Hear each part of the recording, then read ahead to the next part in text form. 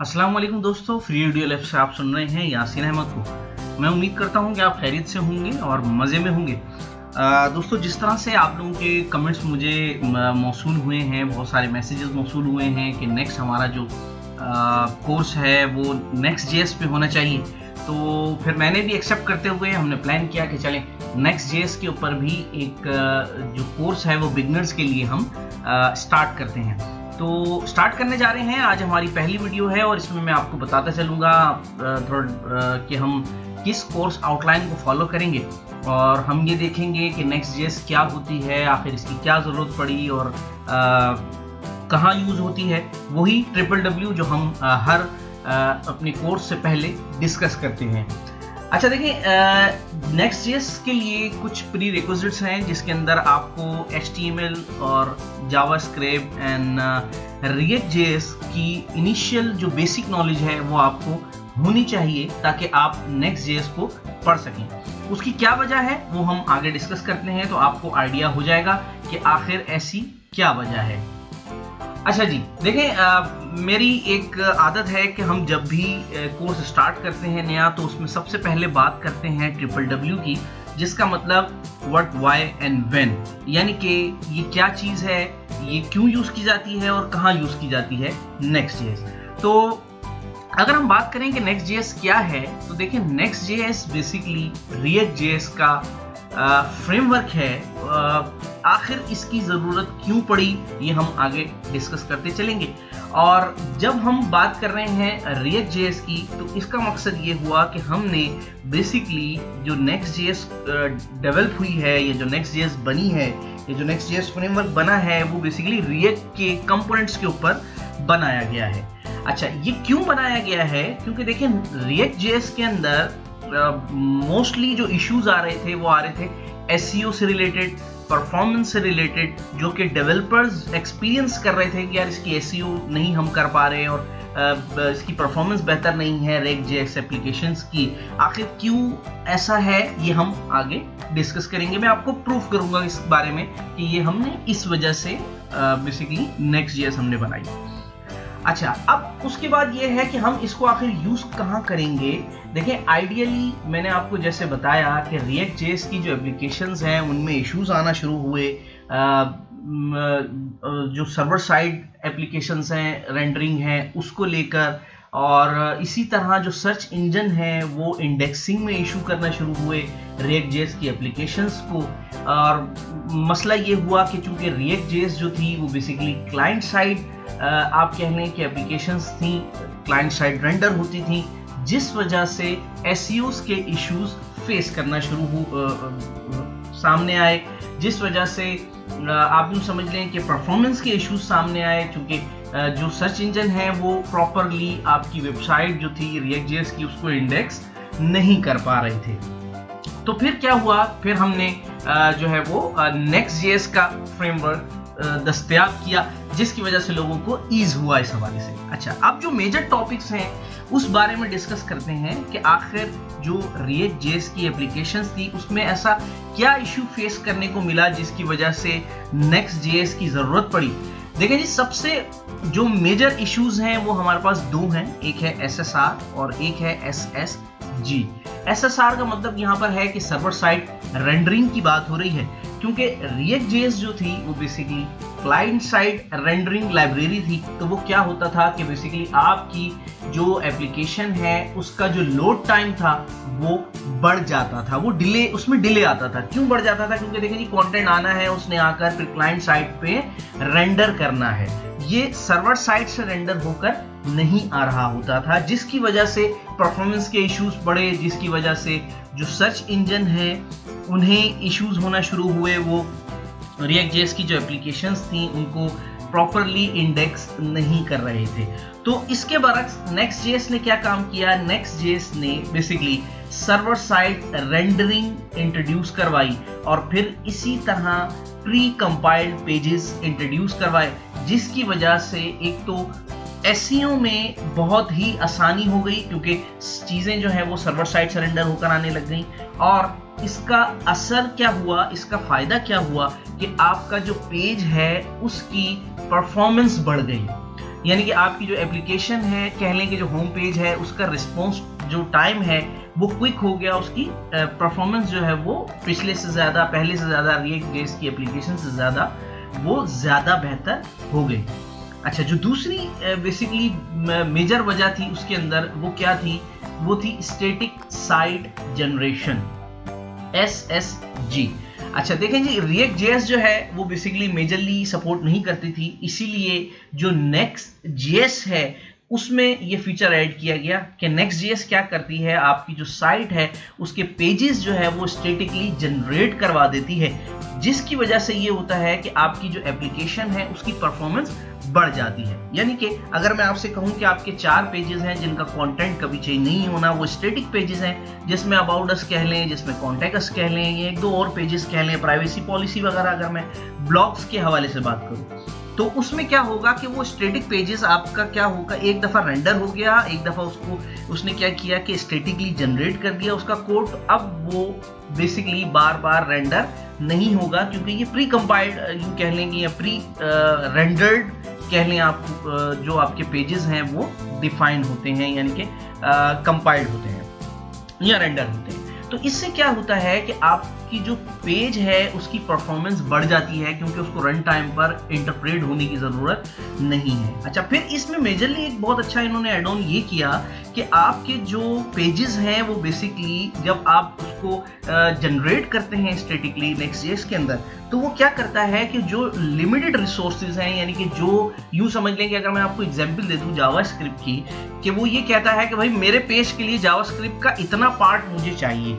अब इससे क्या होगा, इससे ये होगा कि वो बेसिकली क्या करेगा कि वो उतना ही पार्ट जावास्क्रिप्ट का यूज करेगा, एक्स्ट्रा कोड का इस्तेमाल नहीं करेगा। तो जिससे क्या होगा कि आपका जो पेलोड है उसका कंटेंट भी इजी हो जाएगा इंडेक्सिंग के लिए, सर्च इंजन के लिए, और उसकी परफॉर्मेंस भी मजीद इनहेंस होगी। अच्छा, मैं उम्मीद कर रहा हूं कि आपको ये दोनों चीजें जो है वो क्लियर हो गई होंगी, आपको समझ में आ गया होगा कि नेक्स्ट.जेएस की हमें जरूरत क्यों पड़ी। और अगर आपको अभी तक ये क्लियर नहीं हुआ तो मुझे आप बेशक कमेंट में मेंशन कर सकते हैं, तो मैं इंशाल्लाह पूरी कोशिश करूंगा कि आपको मजीद एक्सप्लेन कर सकूं। अच्छा जी, देखें, जैसे मैंने आपको बताया कि हम नेक्स्ट.जेएस का पूरा एक कोर्स जो है वो हमने स्टार्ट करना है बेसिक से एडवांस लेवल तक, तो इसीलिए इसके लिए हमने एक पूरी कोर्स आउटलाइन डिज़ाइन की है। और ये जो कोर्स आउटलाइन है ये हमारे पास कुछ लेसन्स पर या मॉड्यूल्स कह लें आप, उस पर डिपेंड करती है। तो चलते हैं, देखते हैं कि हमारे पास कितने मॉड्यूल्स हैं और उसमें हम क्या क्या पढ़ रहे होंगे आगे चल के। अच्छा, पढ़ने से याद आया, अब देख लें कि अगर आपने अभी तक मेरे चैनल को सब्सक्राइब नहीं किया हुआ तो आप की मर्जी है, कर लें। और अगर आप चाहते हैं कि आपको मजीद जो है वो इसी तरह का कंटेंट मिलता रहे और आप जो है वो चाहते हैं कि आपको नोटिफिकेशन मिलती रहे नेक्स्ट वीडियोस की, तो बेल आइकन को भी प्रेस कर लीजिएगा। ठीक है जी, आगे चलते हैं। तो बात कर रहे थे हम कोर्स आउटलाइन की नेक्स्ट.जेएस की। तो इसमें हमारे पास नंबर ऑफ मॉड्यूल्स हैं। सबसे पहला जो हमारा मॉड्यूल है वो यूजुअली इंट्रोडक्शन टू नेक्स्ट.जेएस है, जिसमें हम ये देख रहे होंगे लेसन 1 में कि हम किस तरह से नेक्स्ट.जेएस का प्रोजेक्ट सेटअप करेंगे या किस तरह से हम नेक्स्ट.जेएस का प्रोजेक्ट क्रिएट करेंगे। और इसी तरह पे हम देखेंगे कि नेक्स्ट.जेएस का जो प्रोजेक्ट है उसका स्ट्रक्चर क्या है, और फिर उसके बाद उसके पेजेस क्या हैं, डायरेक्टरीज जो उसके अंदर हैं वो जो है वो किस पर्पस के लिए यूज होती हैं। देखिए, जब भी कोई नया फ्रेमवर्क पढ़ते हैं या जब भी कोई नई लाइब्रेरी पढ़ते हैं, यूजुअली फ्रेमवर्क की बात कर रहा हूँ, जब भी कोई नया फ्रेमवर्क पढ़ते हैं तो सबसे उसमें इंपॉर्टेंट चीज होती है उसकी कंपोनेंट्स को पढ़ना, यानी कि कौन सा फोल्डर किस मकसद के लिए यूज हो रहा है, कौन सी फाइल किस मकसद के लिए यूज हो रही है। अच्छा, एक चीज इंपॉर्टेंट याद रखिएगा कि हर फ्रेमवर्क की हिरार्की होती है। हिरार्की से मुराद ये है कि आप जब भी यूं समझ लें कि एक नया फ्रेमवर्क पढ़ने जा रहे हैं तो सबसे पहले उस फ्रेमवर्क का आप जो है वो लाइफ साइकिल जरूर पढ़ें, ताकि आपको पता हो कि आखिरकार रिक्वेस्ट कहाँ से जाती है, कहाँ रिसीव होती है, किस तरह से रेंडर होती है और कहाँ कहाँ रिक्वेस्ट रिस्पॉन्स होती है। इससे क्या फायदा होता है, इससे होता है कि यूजुअली बेसिकली आप जब इंटरव्यूज में जा रहे होते हैं तो वहां आपसे क्वेश्चन किया जाता है रिलेटेड टू उस फ्रेमवर्क। तो बेसिकली इस जो हमारा पहला मॉड्यूल है इसके अंदर हम जो हमारा फ्रेमवर्क है उसी को हम एक्सप्लोर कर रहे होंगे कि आखिर इसमें फोल्डर स्ट्रक्चर क्या है, जो पेजेस की डायरेक्टरी है वो क्यों इम्पोर्टेंट होती है, और जो Next.js का प्रोजेक्ट है उसका लाइफ साइकिल हम कोशिश करेंगे कि उसको पढ़ लें कि आखिर रिक्वेस्ट कहाँ से आती है और किस तरह से चल रही होती है। अच्छा, नेक्स्ट जो हमारे पास मॉड्यूल है वो है हमारे पास राउटिंग का मॉड्यूल। इसमें सबसे इंपॉर्टेंट चीज़ देखें, फ्रेमवर्क में सबसे इंपॉर्टेंट चीज़ क्या होती है कि आप बात कर रहे होते हैं लिंक्स की, यूआरएल्स की, राउटिंग्स की, फ्रेंडली यूआरएल्स की। तो इसमें हमने सबसे पहला जो हमारा लेसन है उसमें हम देख रहे होंगे कि फाइल बेस्ड राउटिंग क्या होती है Next.js में। इसी तरह डायनामिक राउट्स हम किस तरह से बना रहे होते हैं। डायनामिक राउट्स से मुराद ये, अच्छा देखिए, मैं टारगेट जो है ना बेसिकली एक ब्लॉग वेबसाइट को ही करके चल रहा हूँ। क्यों करके चल रहा हूँ? क्योंकि मुझे बेसिकली एक ब्लॉग की वेबसाइट बनानी है। तो मैंने प्लान ये किया कि मैं आपको प्रैक्टिकली भी ये बताता चलूँगा और हम साथ साथ जो है वो एक ब्लॉग की वेबसाइट है वो भी बनाते रहेंगे। अच्छा, कोशिश ये करेंगे कि साथ साथ बनाएं, वरना हम फिर इस तरह से करेंगे कि जब हमारी ये बेसिकली मॉड्यूल्स कंप्लीट हो जाएंगे तो लास्ट में हम एक प्रोजेक्ट एक यूँ कह लें कि हम एक सेशन अरेंज कर लेंगे जिसके अंदर हम बेसिकली अपनी जो वेबसाइट है उसको हम डिज़ाइन कर लेंगे प्रैक्टिकली। अच्छा, वैसे तो ये हम प्रैक्टिकली करते चलेंगे साथ साथ। फिर हम बात कर रहे थे, वापस आते हैं अपनी कोर्स आउटलाइन पे, बात कर रहे थे हम डायनेमिक राउट्स की, जिसके अंदर हम पढ़ रहे होंगे कि हम डायनेमिकली किसी भी राउट को, या जो क्यूरी स्ट्रिंग हमारे पास होता है, आपने अक्सर देखा होगा कि URL स्लैश जो है वो आईडी पास की जा रही होती है, उसको हम किस तरह से मैनेज करेंगे Next.js में। ये मोस्टली अगर आपके जहन में थोड़ा सा ब्लॉग आइडिया हो और आप अगर ज़रा सोचें इस हवाले से, तो आपको पता होगा कि किसी भी हम अगर न्यूज़ वेबसाइट की बात करें या ब्लॉग की बात करें तो उसका जो डिटेल पेज होता है जहाँ पे बेसिकली ऊपर स्लग चल रहा होता है, ये आईडी उसकी बात हो रही है। अच्छा, एक और इम्पॉर्टेंट चीज़ यहाँ पर मैं ऐड करता चलूँ कि मैं ये गेस कर रहा हूँ कि मुझे जो लोग सुन रहे हैं वो बेसिकली फेमिलियर हैं वेब डिज़ाइनिंग के प्लेटफॉर्म से और वेब डेवलपमेंट से भी कह सकते हैं, वरना अदरवाइज फ्रंट एंड साइड के तो लोग हैं, उनको ये क्लियर है कि URLs क्या होती हैं और हम किस तरह से क्यूरी स्ट्रिंग पास कर रहे होते हैं और हम किस तरह से वेबसाइट जो है वो बना रहे होते हैं, क्योंकि ये इसका प्री रिक्विजिट यही है। खैर, आगे बात करते हैं। लेसन नंबर 2.3 हमारे पास होगा जी nested and catch all routes. ये स्लग मैंने आपको जिस तरह से बताया, हम यही राउट्स के ऊपर ही बात कर रहे होंगे। फिर हम बात कर रहे होंगे कि पेजेस के दरमियान में हम किस तरह से लिंक्स कर रहे होते हैं, यानी कि एक पेज से दूसरे पेज पे हम कैसे जा रहे होंगे और प्रीवियसली पेज पे हम कैसे आ रहे होंगे, किस तरह से हम अपनी यूजर जर्नी बना रहे होंगे। तो ये हमारा मॉड्यूल 2 यहाँ पर कंप्लीट हो जाएगा।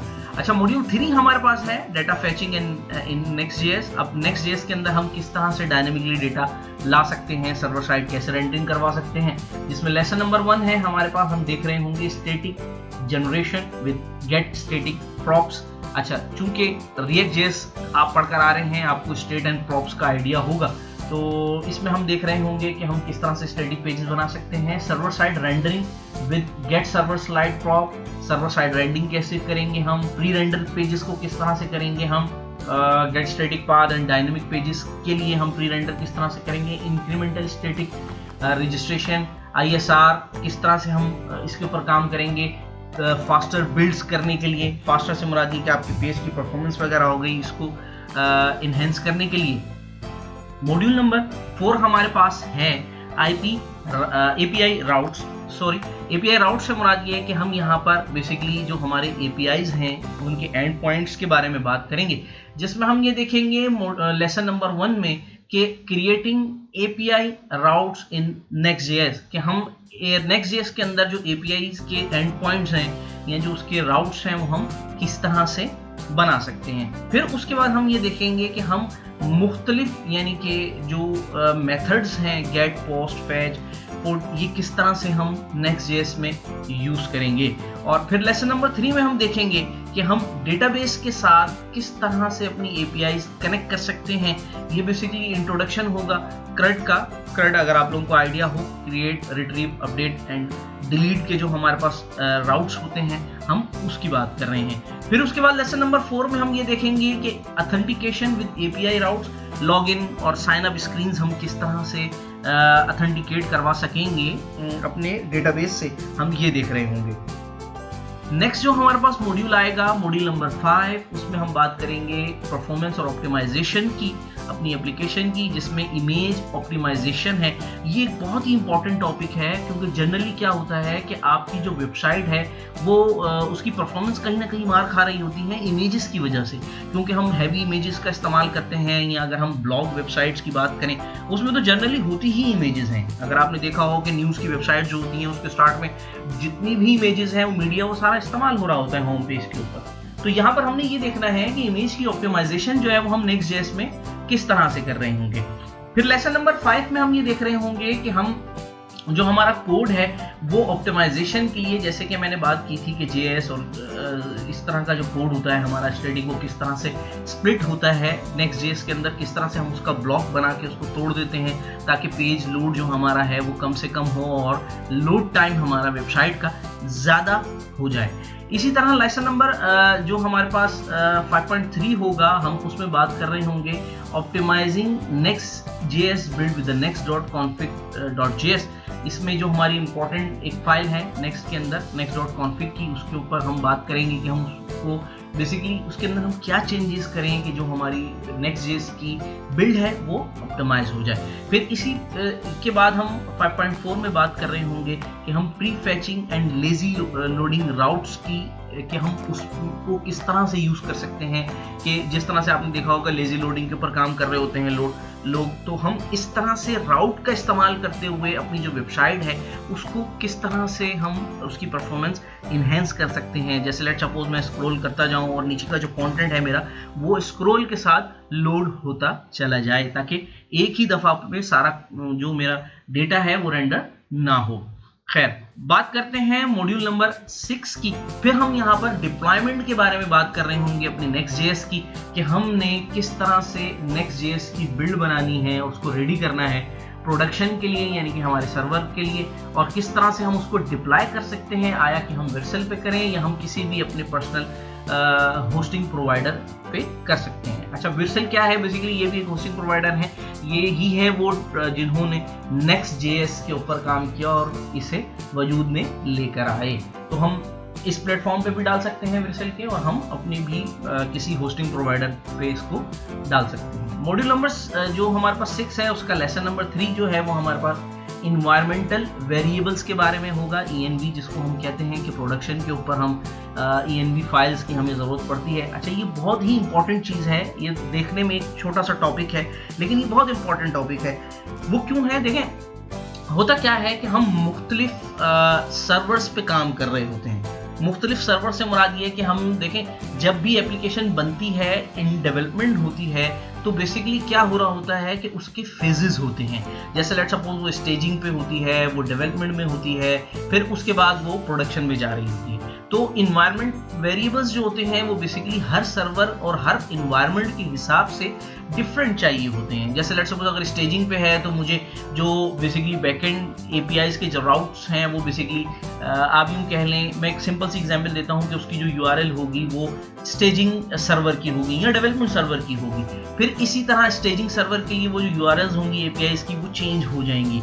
फिर इसी तरह प्रोडक्शन सर्वर के लिए वो लाइव यूआरएल्स हो जाएंगी, वो चेंज हो जाएंगी। तो हर इन्वायरमेंट के हिसाब से जो हमें सेटिंग्स या ये जो यूआरएल या जो वेरिएबल्स हमें सेट करने होंगे वो बेसिकली हम देखेंगे कि हम प्रोडक्शन में उसको किस तरह से मैनेज कर सकते हैं। तो ये एक बहुत इंपॉर्टेंट टॉपिक है, सुनने में बहुत छोटा सा है लेकिन ये बहुत इंपॉर्टेंट है जब आप प्रैक्टिकली इस पे काम कर रहे होंगे प्रोडक्शन के दरमियान।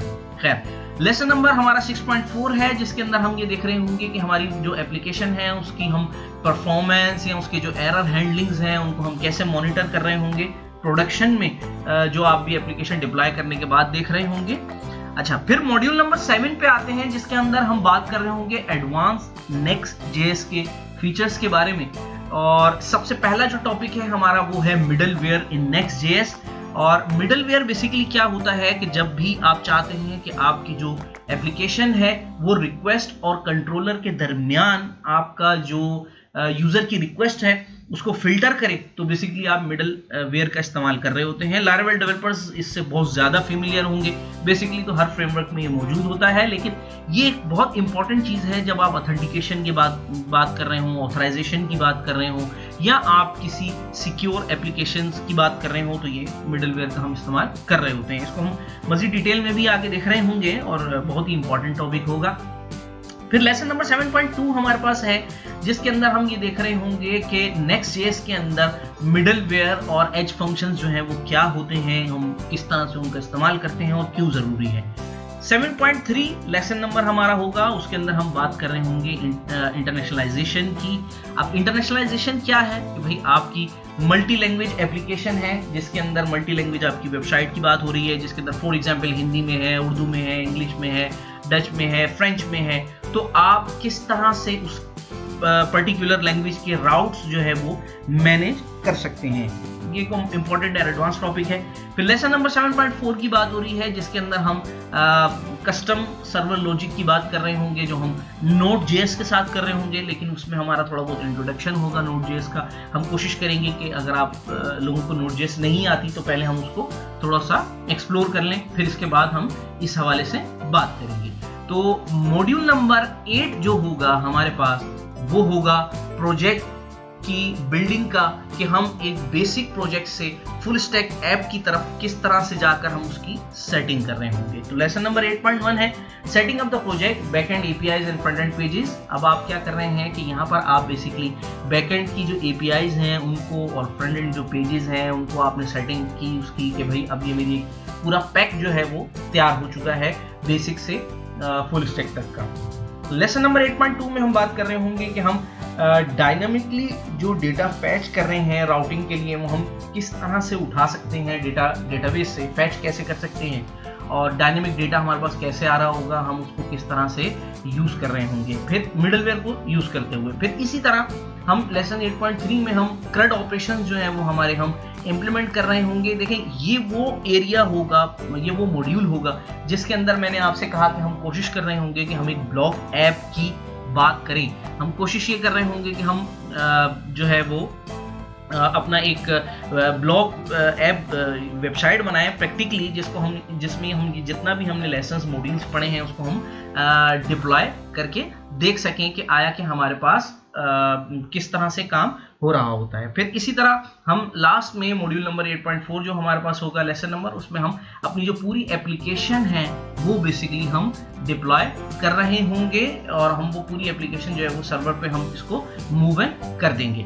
तो बेसिकली ये हमारी पूरी कोर्स आउटलाइन है, जिसको मैंने कोशिश ये की है कि मैं आपको आज की वीडियो में इनिशियली एक्सप्लेन कर सकूं, ताकि हम जो नेक्स्ट वीडियो हमारी होगी उसमें हम डायरेक्टली इसे स्टार्ट करेंगे। हम डायरेक्टली जो है वो अपनी जो कोर्स आउटलाइन है उसका जो फर्स्ट हमारी क्लास होगी, फर्स्ट जो टॉपिक होगा, हम उसको डायरेक्टली स्टार्ट कर सकें। तो आज की जो हमारा बेसिकली जो हमारी वीडियो थी, जो हमारी क्लास थी, वो टोटली इंट्रोडक्शन पे थी Next.js के, और जो हमने कोर्स आउटलाइन यूज़ करनी है, जो हमने फॉलो करनी है कोर्स आउटलाइन, ये पूरी जो कंप्लीट हमारे पास जर्नी होने वाली है जितने नंबर ऑफ मॉड्यूल्स की, ये मैंने कहा मैं आप लोगों के साथ आज डिस्कस कर लूँ, आप लोगों को मैं बता दूँ, एक्सप्लेन कर दूँ, ताकि हम नेक्स्ट वीडियो से अपने प्रॉपर जो क्लास है उसको स्टार्ट कर सकें। मैं उम्मीद करता हूं कि आप लोगों को मेरी जो मैंने आपको समझाने की कोशिश की है, जो आज मैंने आपको डिफाइन करने की कोशिश की है, वो क्लियर हो गई होगी, और मैं उम्मीद कर रहा हूं कि आप लोगों को जो है जो हमारी कोर्स आउटलाइन है ये भी समझ में आ गई होगी। अगर आप समझते हैं कि इसके अंदर मजीद कुछ एड ऑन होना चाहिए तो आप कमेंट में मुझे बता सकते हैं। मैं पूरी कोशिश करूंगा कि हम इसको हम आपका जो आपकी रिक्वेस्ट है उसको कहीं ना कहीं मैं फैसिलिटेट कर सकूं। मैं उम्मीद करता हूं कि आज की जो वीडियो है वो आप लोगों को क्लियर हो गई होगी, समझ में आई होगी। अपना ध्यान रखिएगा, दुआओं में याद रखिएगा। अगर सब्सक्राइब करना चाह रहे हैं चैनल को तो सब्सक्राइब कर लीजिएगा। मेरा मकसद आप लोगों तक इंफॉर्मेशन पहुंचाना है, और अगर आपको लगता है कि आपको इंफॉर्मेशन प्रॉपर मिल रही है, बेहतर मिल रही है, तो शेयर भी कर सकते हैं, और वीडियोस को जरूर लाइक कर दिएगा, ताकि मैं समझ सकूं कि आप लोग जो है वो वीडियो को पसंद कर रहे हैं, और मैं इसी पेस में इसी तरह से वीडियोस कंटिन्यू करता रहूं। बहुत ध्यान रखिएगा, अपना दुआओं में याद रखिएगा। मिलते हैं नेक्स्ट वीडियो में, जब तक के लिए इजाजत दीजिए। अल्लाह हाफिज।